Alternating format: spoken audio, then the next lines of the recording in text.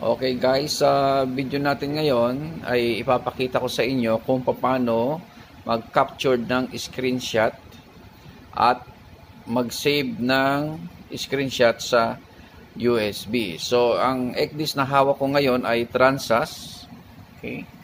Yan. Wartzilla. So, yan ang hawak na ECDIS ko ngayon. So, una, ilagay nyo yung inyong USB sa USB port. Okay. So, lagay nyo yung USB sa USB port.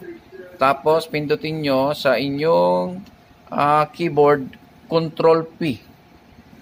Control, tapos P.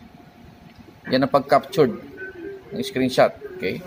So, makita nyo, lumabas dyan sa screen copy done, printer is not installed. Kasi walang nakakabit na printer dito sa aming ECDIS. So, i-okay lang natin yan. Okay? So, nandun na, nakapag-capture na tayo ng ating screenshot. So, ang sunod, punta kayo dito sa Transas Integrator. Okay? Itong icon na ito. Sa ibang Transas, letter T ito. Pero dito sa amin, yan ang pinakang icon na integrator. No? So, i-click lang natin yan. May lalabas ngayon dito mga pamimilian natin. Click. Okay? So, lumabas tong panel na ito.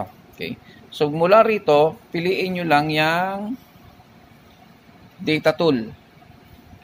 Click nyo lang yan. Sa left click ng inyong mouse. Okay? Tapos, hihingi yan ng password. So, ang password nyan, guys, ay, nilagay ko na rito sa gilid, password, Transas, puro small letter, no? So, siguro sa ibang Transas na ECDIS, baka ganyan din ang password, no? Try nyo lang. So, type natin, Transas, tapos enter. Okay, so lumabas na yan. Pagkatapos lumabas yan, guys, punta kayo dito sa tatlong dot na ito. Ano, yung tatlong dot na yan. Okay. So, click nyo lang yan. Lalabas ito. Piliin nyo ngayon yung location ng inyong USB. Ito, drive in sa akin eh. So, highlight yan. Tapos, click OK. So, nag-drive in na yung external natin. No? So, mula naman dyan, punta naman kayo dito sa pictures. Picture, yan. No? Nakalagay siya track. I-click nyo to. Yan. Drop down list. Piliin nyo yung screenshot. Yan. So, yung screenshot nyo, nandun yung sa pinakang huli. Yung ginawa natin ngayon. Yung nag-control P ako. Ito yung lumabas dun sa control P. So, i-highlight nyo lang yan. Pag naka-highlight na yan, click nyo itong copy. Yan o. Yun. So, naandun na siya, guys. Nakasave na siya dun ngayon. So, tatanggalin natin ngayon yan. At tingnan natin dun sa computer at makikita na natin yan. Ha? So, i-X lang natin to. Exit lang natin. Okay.